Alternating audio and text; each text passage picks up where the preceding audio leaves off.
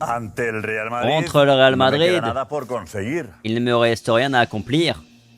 Lo dice Guardiola. C'est Guardiola qui le dit. Pues nada, Pep, Bon bah, ok. relájate. Relâche-toi, Pep, No hace falta que tranquille. mañana Il remontes. n'y a pas besoin que demain tu remontes. Empezamos. Allez, c'est parti pour la revue de presse du jour en ce Manchester City Real Madrid, jour de match évidemment. On met le petit like, le petit à la Madrid dans les commentaires, ça fait toujours plaisir, ça donne un petit peu de force. Vous connaissez, évidemment, dernières informations et puis notamment 11 probables côté Real Madrid et puis une petite alerte quand même avec Mbappé, on en parle après. Du côté de Marca en tout cas, freine-le, haute la baisse, une nouvelle fois écrit le quotidien madrilène. Marca en parlant évidemment de Rudiger face à Erling Haaland, Rudiger qui avait laissé steak entre guillemets Erling Haaland lors du match aller, pas un seul tir pour le Norvégien, le Hall qui cherche à liquider Manchester City et avancer vers les quarts de finale de la Ligue des Champions. Guardiola qui prévient, nous sommes prêts pour remonter, RBLois, on rentrera sur le terrain pour gagner comme toujours. Mbappé est de retour, même si on en parlera après. Du côté de As, justement, le Kicks, il est là. Il est de garde, écrit le quotidien As, le Français qui a voyagé, même s'il ne sera pas titulaire. A priori, il ne sera pas titulaire, mais attention à la surprise. Il aura des minutes en fonction de ce dont a besoin l'équipe, écrit le quotidien As. Guardiola qui a donné un jour de repos à ses joueurs ce lundi, veille de match, ce qui a un petit peu surpris effectivement.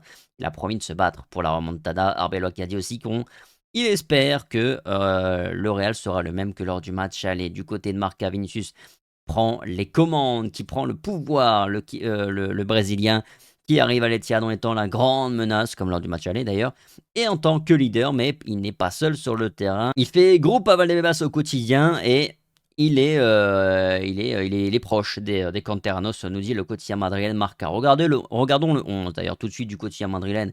Marca tant qu'on y est, avec Courtois dans les cages, avec Rudiger, Heusen, pas de surprise, Trent, pas de surprise, Valverde, Tchouaméni, Thiago Pitars qui devrait conserver sa place et enchaîner une 5e titularisation consécutive. Arda Güler attendu également, Brahim Diaz, Vinicius. Et la vraie nouveauté, elle est plutôt ici, a priori, avec Fran Garcia qui est attendu titulaire, puisque Carreras, on en parlera après, n'est a priori pas apte à démarrer cette rencontre. Et donc, on partirait bien avec Brahim Diaz, titulaire de nouveau, et pas de Kylian Mbappé selon Marca. Du côté de As, Mbappé qui s'unit en tout cas à la fête, écrit le quotidien As. Il s'est entraîné hier normalement avec le reste du groupe et avec le sourire et dans la bonne ambiance. Il y avait Jude Bellingham aussi, vous voyez ici évidemment, même si Bellingham, Arbeloa l'a précisé, il est venu parce qu'il avait envie de venir avec l'équipe, de voyager avec l'équipe, d'être dans le groupe à leur côté, à côté de ses coéquipiers dans cette épreuve entre guillemets, mais il ne jouera pas, il n'est pas prêt à jouer Jude Bellingham. Du côté de As, on retrouve sensiblement la même chose, de la même charnière, Thiago Tchouaméni, Valverde, Arda et Brahim Diaz, Vinicius. Bref, on attend sensiblement la même chose, c'est-à-dire le même 11 que lors du match aller, à la différence de Fran Garcia selon les deux quotidiens madrilènes, Marca et As. Du côté de As, les petites data avant le match de ce soir. Le Français Turpin sera évidemment au sifflet, lui qui a un très très bon bilan avec le Real Madrid. 10 matchs, 8 victoires, 1 nul, 1 défaite, mais la défaite, attention, c'était face à City. Espérons pas le back-to-back comme je l'ai dit déjà hier. Attention aussi aux joueurs qui risquent la suspension en cas de qualification pour les quarts de finale de la Ligue des Champions. Heusen, Tchouaméni, Vinicius, Carreras, Bellingham et Rodrigo sont sous la menace d'une suspension pour les quarts de finale de la Ligue des Champions en cas de carton jaune reçu ce soir pour accumulation justement. Évidemment, Rodrigo, Bellingham, il n'y a pas de risque parce qu'ils ne joueront pas. Carreras, on verra, est-ce qu'il est apte à entrer ou pas en cours de match, c'est un autre sujet. Heusen, Vinicius par contre, et Tchouaméni, attention. Côté City, il y a également 4 joueurs qui nous intéressent beaucoup moins puisqu'on espère que leur parcours s'arrêtera ce soir dans tous les cas. Les quarts de finale, évidemment, on se projette sur un Bayern Real Madrid en cas de qualif. Le Bayern qui a gagné 6 buts à 1 au match aller face à l'Atalanta qui devrait, je pense, s'en sortir. Il y aura 1500 fans du Real Madrid ce soir. Des places à 50 euros. Ça, c'est propre de la part de Manchester City. Bravo à eux. Je ne sais pas les prix appliqués par le Real pour les visiteurs, mais en tout cas, 50 euros, je trouve que c'est bien. Voilà, c'est un prix qui me paraît juste pour un tel match et pour être en parquage visiteur. Évidemment, le Real qui reviendra dès aujourd'hui. Départ autour de minuit 30 prévu pour arriver à Madrid autour de 3h du matin cette nuit avant le derby. Le derby de ce week-end également dimanche soir 21h. Évidemment, on sera là pour couvrir tout ça comme d'habitude. Du côté de Marca, Autre mission pour le numéro 1. Le numéro 1, évidemment, c'est lui, c'est Thibaut Courtois. Courtois qui est le deuxième gardien qui fait le plus de parades en Ligue des Champions. Alors c'est bien et pas bien, puisque ça démontre qu'il est un petit peu trop sollicité, sans doute, dans cette Ligue des Champions. Mais évidemment qu'il est face à un défi de taille, freiner Manchester City, l'équipe qui doit marquer au moins 3 buts ce soir pour espérer se qualifier. Justement, Manchester City est l'équipe qui a le plus d'occasions, qui tire le plus de fois au but cette saison, également en Ligue des Champions. Si on regarde vite fait, évidemment, le tableau, hein, c'est quand même pas mal dessiné. Il reste quoi? Galatasaray, Liverpool, où c'est ouvert. Real City, on va dire que c'est ouvert aussi parce qu'on va pas se porter la poisse. Atalanta, Bayern, évidemment, c'est bouclé. PSG, Chelsea, quand même compliqué pour Chelsea. Et puis de l'autre côté, bon, c'est ouvert entre le Barça et Newcastle, même si le Barça va passer. J'en suis convaincu. L'Atlético a fait le taf. Bodo Glimt a fait le taf aussi. Et Leverkusen, Arsenal, ça reste ouvert. Donc, on a deux véritablement rencontres qui sont ouvertes. Hein. Après, le Newcastle-Barça sur le papier, c'est ouvert. Mais moi, je pense que le Barça fera la diff sans trop de problèmes sur le match retour. Bref, un changement de 600 mètres. Écrit le quotidien madrilène Marca également.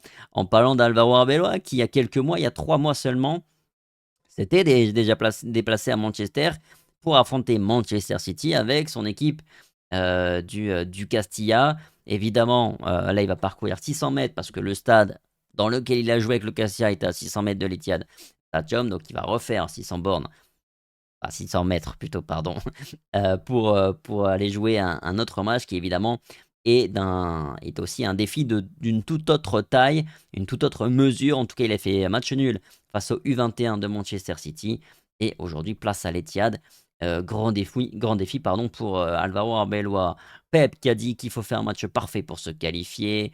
On va pas forcément revenir. Les conférences de presse sont dispo sur la chaîne en français, donc, ou sur le site si vous voulez de la retranscription sur alp-france.fr. Un défi titanesque, nous dit le quotidien madrilène Marca également, en parlant de Rudiger et de Haaland, le nouveau duel.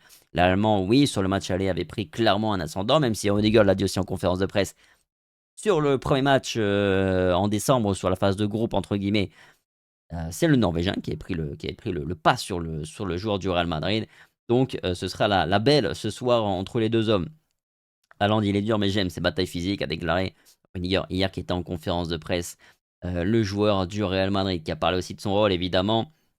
Son rôle avec les jeunes, mon travail, c'est de les aider, leur permettre de s'améliorer en tant que joueur, a-t-il déclaré notamment. Rudiger, il a aussi commenté, parce qu'on lui a posé une question sur l'épisode Rétafé, date maintenant, mais on lui a posé la question, est-ce qu'il vraiment il y est allé pour faire mal, parce que c'est ce que lui reprochait Diego Leco, et il a dit, si réellement mon intention c'était de lui faire mal, il ne se relève pas, il ne se serait pas relevé. Voilà, il a dit, quand vous prenez des images arrêtées ou en mode ralenti, forcément le contact semble plus brutal, a-t-il déclaré. 1-3-0 c'est difficile, mais si Manchester City marque vite, 3 petits points. Et ça peut être un petit peu l'interrogation, effectivement, c'est ce que j'espère qu'on évitera. Un but trop rapide encaissé, parce que bah voilà, on a des jeunes notamment, comme Thiago Pitars, qui est attendu titulaire. Bon, comment ces petits bonhommes-là peuvent réagir? Comment ce Real Madrid-là, de manière générale, qui a montré quand même beaucoup de fragilité mentale sur ces 2 dernières années, comment ça réagirait à un but encaissé trop vite, et puis après, évidemment, un stade qui s'emballe, une équipe de Manchester City qui sera en pétard, etc. Bon, voilà, il faut surtout pas rater le début de match, selon moi. Guardiola, qui crée la surprise, évidemment, parce qu'il a laissé un jour de repos à ses joueurs ce lundi. Après, il l'a justifié de manière assez claire, hein, sur le fait que, bah oui, la semaine passée a été compliquée pour son City, parce que déplacement à Madrid, déplacement après à Londres, déplacement pour aller affronter West Ham. Enfin bref, pas mal de déplacements. Et puis on a Manchester City, évidemment, qui a enchaîné aussi 2 contre-performances, parce qu'ils ont fait match nul aussi face à West Ham.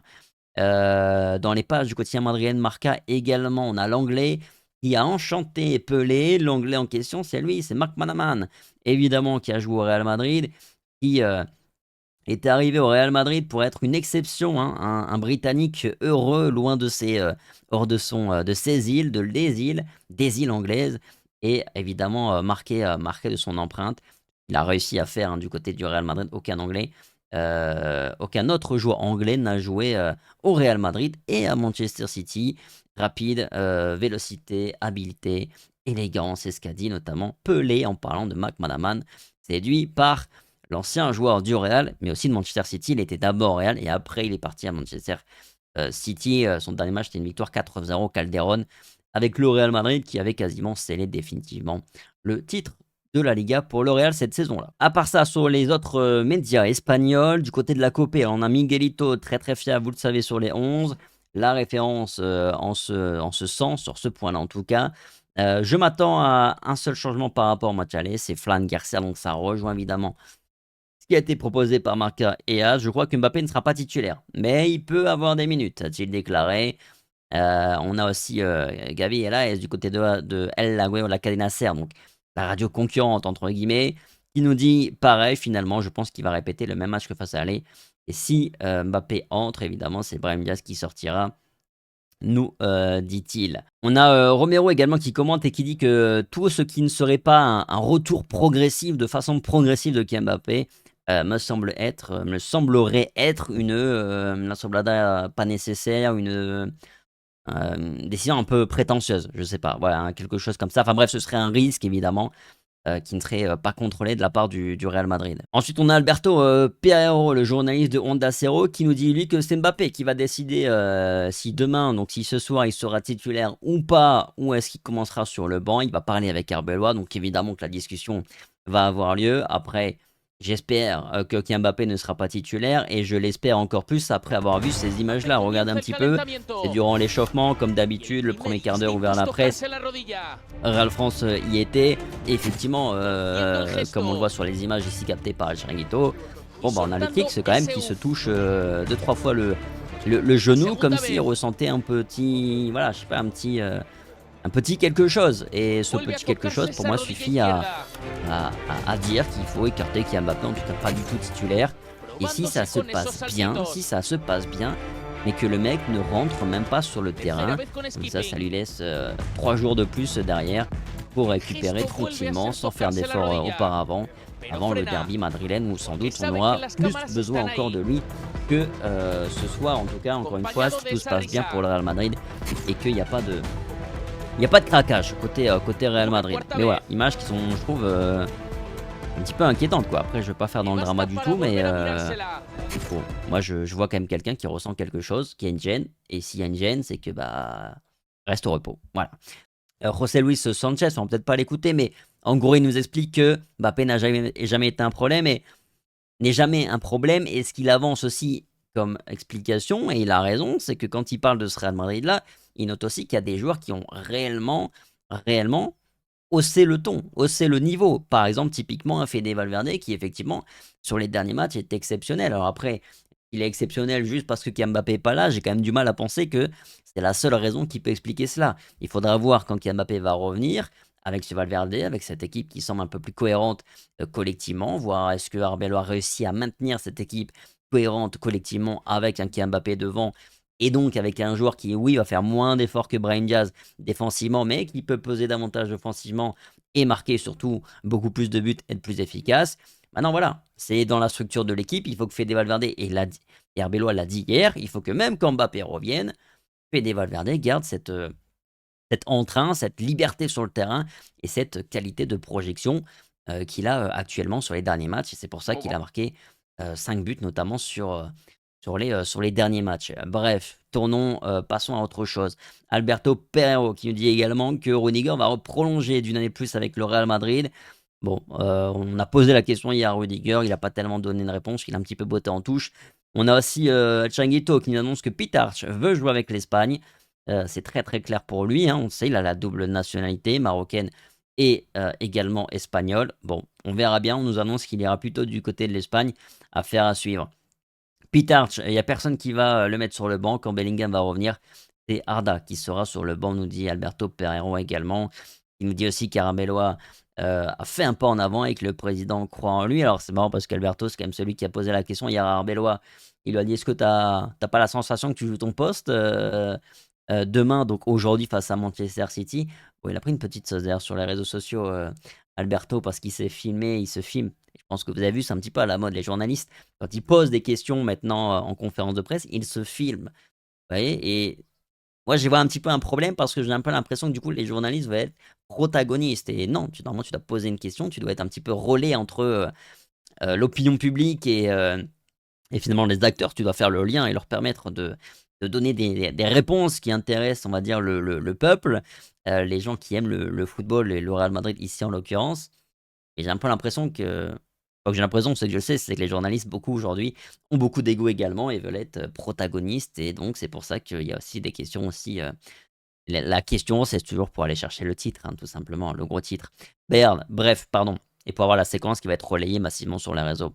Tuster aussi qui nous dit il y a une petite différence entre le Real Madrid de Xabi Alonso et d'Arbeloa. Je crois que Xabi Alonso voulait mettre plus de système. Arbeloa est plus du style Carlo Ancelotti. Il joue plus avec la qualité des joueurs, de chaque joueur. Il ne fait pas de choses bizarres et laisse chacun à sa place. Et ça, c'est, je trouve, finalement très vrai, beaucoup plus terre-à-terre Arbeloa. Là où Xabi Alonso, on l'a dit, hein, parfois il y avait des trucs quand même qu'on ne comprenait absolument pas. Mais bref, on va pas refaire le sujet. Comment arrive Manchester City avant d'affronter le Real Madrid sur le match retour? On sent qu'ils se sentent bloqués. En gros, nous dit le journaliste de la Canasser qui couvre évidemment correspondant en Angleterre. Et c'est ce qui explique notamment que Guardiola a donné un jour de repos hier contre West Ham. Ils ont tiré 25 fois au but. West Ham a tiré une fois. Et ça fait un but partout entre les deux équipes. Le score final. Guardiola qui a surpris aussi avec cette réflexion sur l'échec. On lui a posé une question, quel est un peu son rapport avec l'échec dans le football, etc. Très intéressante globalement la réflexion de Pep Guardiola, et elle est même finalement dans son entièreté, je trouve. Il dit par exemple qu'on perd plus qu'on ne gagne dans le sport de manière générale. Il a raison. Combien de Ligue des Champions a gagné le Real Madrid? 15, ok. Et combien de participations en Ligue des Champions ils ont? Ils en ont peut-être 100. Alors je ne sais pas le chiffre exact. J'ai pas vérifié combien de C1, parce que c'est pas juste Ligue des Champions évidemment, c'est Coupe d'Europe C1. Mais bon, il a pas tort évidemment que le Real a plus perdu en Ligue des Champions qu'il n'a gagné. C'est assez naturel. Le meilleur Real Madrid que j'ai vu moi, c'est la Quinta del Buitre, et elle n'a pas gagné la Ligue des Champions, a déclaré notamment Pep Guardiola. Donc dans son rapport encore une fois c'est pas parce que tu gagnes pas de titre que finalement c'est un échec. Voilà, donc c'était un peu la réflexion par rapport à son rapport avec l'échec. Pareil, pour terminer, il a bien commencé, mais ce qu'il dit à la fin, c'est clairement de trop. Très déçu de ses déclarations. Évidemment, c'est Rudiger je parlais tout à l'heure, hein, avec Rico, sur l'événement avec Retafe, le joueur Rico. Donc, comme je le disais, voilà, il a dit si j'y vais pour faire mal, il ne se relève pas. Perso, je suis désolé, mais je pense que oui, il a dépassé les limites sur ce coup-là, encore une fois, Rudiger. Bref, passons. Bellingham, il est venu mais parce qu'il le voulait, mais il n'aura pas de minute, évidemment. Perez, qui sera bien du voyage. On a Dani Ceballos également, qui aurait dit oui, hein, sans aucune hésitation cet été, à Dani Ceballos. Et ça vaut aussi pour cet été, évidemment. On a du côté de la presse argentine, hein, qui nous dit que Enzo Fernandez veut quitter Chelsea. Son objectif, c'est le Real ou le Paris Saint-Germain. Affaire à suivre. On pourrait en parler. Pour terminer, tiens, je vais vous mettre une petite séquence. Le Real nous a envoyé quelques séquences aux médias sur le documentaire qu'ils ont sorti hier sur la 15e Ligue des Champions. Vous savez, ils en font systématiquement. Je vais vous mettre cette séquence-là et toutes les autres séquences, parce que le club nous en a envoyé 7, il me semble. Je les ferai sur TikTok, sur Facebook, sur Instagram. Les 2-3 petites séquences, tout ça, ce sera retrouvé sur les réseaux Real France, Instagram, Facebook, TikTok, etc. Sur ce, merci beaucoup d'avoir regardé la revue de presse jusqu'au bout. On se retrouve ce soir, 20h en direct, évidemment, pour l'avant-match. Débrief mi-temps, débrief fin de match. Vous connaissez vos classiques. Sur ce, on se dit à très vite sur Real France. Et ciao.